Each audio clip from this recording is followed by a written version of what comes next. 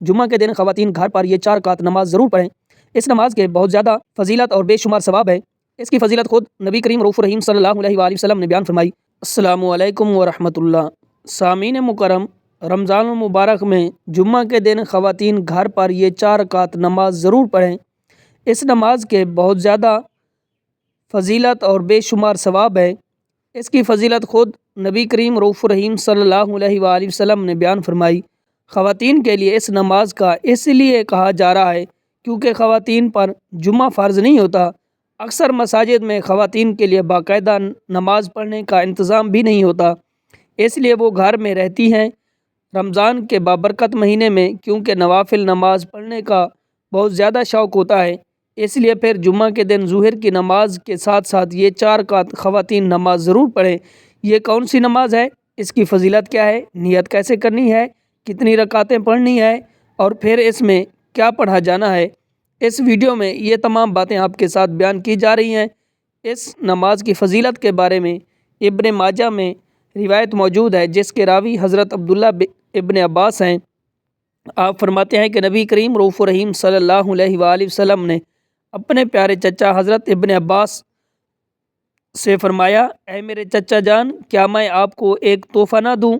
کیا میں آپ کو ایسا ہدیہ نہ دوں کہ آپ اگر اس پر عمل کریں گے تو اللہ کریم آپ کو بے شمار نعمتیں عطا فرمائے گا۔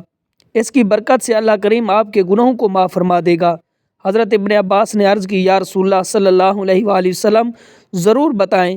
تو حضور نبی کریم رؤوف الرحیم صلی اللہ علیہ وآلہ وسلم نے فرمایا کہ صلاۃ و تسبیح کی نماز پڑھو۔ یہ نماز جو ہے وہ انسان کے تمام صغیرہ گناہوں کی بخشش کا ذریعہ ہے، تو اس لیے خواتین رمضان کے مہینے میں یہ نماز ضرور ادا کریں کیونکہ اس کی بہت ساری فضیلت ہے جو کہ ابھی بیان کی گئی ہے۔ اب اس نماز میں ایک تسبیح پڑھی جاتی ہے، وہ تسبیح سبحان اللہ والحمد للہ ولا الہ الا اللہ واللہ اکبر۔ یہ تسبیح 4 رکعتوں میں 300 مرتبہ پڑھی جاتی ہے، یعنی ہر رکعت میں 75 مرتبہ پڑھنی ہے۔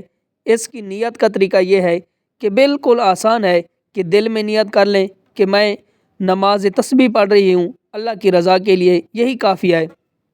اب نیت کرنے کے بعد ہاتھ باندھ لینے ہیں، اس کے بعد ثنا پڑھنی ہے، سبحانک اللہم و بحمدک۔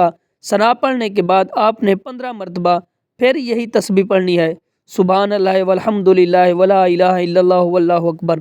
15 مرتبہ پڑھنے کے بعد آپ نے تعوذ تسمیہ، پھر اس کے بعد سورۃ فاتحہ پڑھنی ہے۔ سورۃ فاتحہ کے بعد آپ کوئی بھی سورت پڑھ سکتے ہیں۔ سورت ملانے کے بعد پھر آپ نے 10 مرتبہ اس تسبیح کو پڑھنا ہے، سبحان اللہ والحمد للہ ولا الہ الا اللہ واللہ اکبر۔ اس کے بعد آپ نے اللہ اکبر کہہ کر رکوع میں چلا جانا ہے۔ رکوع کی تسبیح سبحان ربی العظیم پڑھ کر آپ نے 10 مرتبہ پھر یہی تسبیح پڑھنا ہے، سبحان اللہ والحمد للہ ولا الہ الا اللہ واللہ اکبر۔ پھر آپ نے 10 مرتبہ پڑھنے کے بعد سامع اللہ لمن حمدہ کہہ کر کھڑے ہونا ہے، تو پھر 10 مرتبہ یہی تسبیح پڑھنی ہے۔ پھر اس کے بعد آپ کھڑے کھڑے تسبیح پڑھ کر آپ اللہ اکبر کہہ کر سجدے میں چلے جائیں گے، تو سجدے میں بھی آپ نے سجدے کی تسبیح پڑھ کر اس کے بعد 10 مرتبہ پھر یہی تسبیح پڑھنی ہے، سبحان اللہ والحمد للہ ولا الہ الا اللہ واللہ اکبر۔ پھر سجدے سے جب آپ جلسے میں بیٹھیں گے تو اس کے بعد آپ نے 10 مرتبہ پڑھنی ہے۔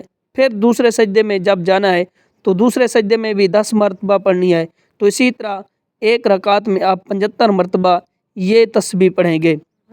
تو اسی طرح آپ نے 4 رکعتوں میں اس تسبیح کو 300 مرتبہ مکمل کرنا ہے۔ تو یہ 4 رکعتیں مکمل ہونے کے بعد آپ نے سلام پھرنا ہے، آپ کی نماز مکمل ہو جائے گی۔ تو یہ نماز جو ہے اس کو صلاۃ و تسبیح کہتے ہیں کہ صلاۃ و تسبیح پڑھنے سے تمام صغیرہ گناہ جو ہوتے ہیں اللہ تعالیٰ معاف فرما دیتا ہے۔ اگر آپ بھی چاہتے ہیں کہ اللہ تعالیٰ ہمارے تمام صغیرہ گناہوں کو معاف فرمائے تو یہ نماز ضرور جمعہ کے دن لازمی پڑھیں، اور رات کے وقت بھی آپ یہ پڑھ سکتے ہیں، جس وقت آپ کو ٹائم ملے تو اس کو لازمی پڑھیں۔ اللہ تعالیٰ ہمیں ماہ رمضان میں زیادہ برکتیں حاصل کرنے کی توفیق عطا فرمائے۔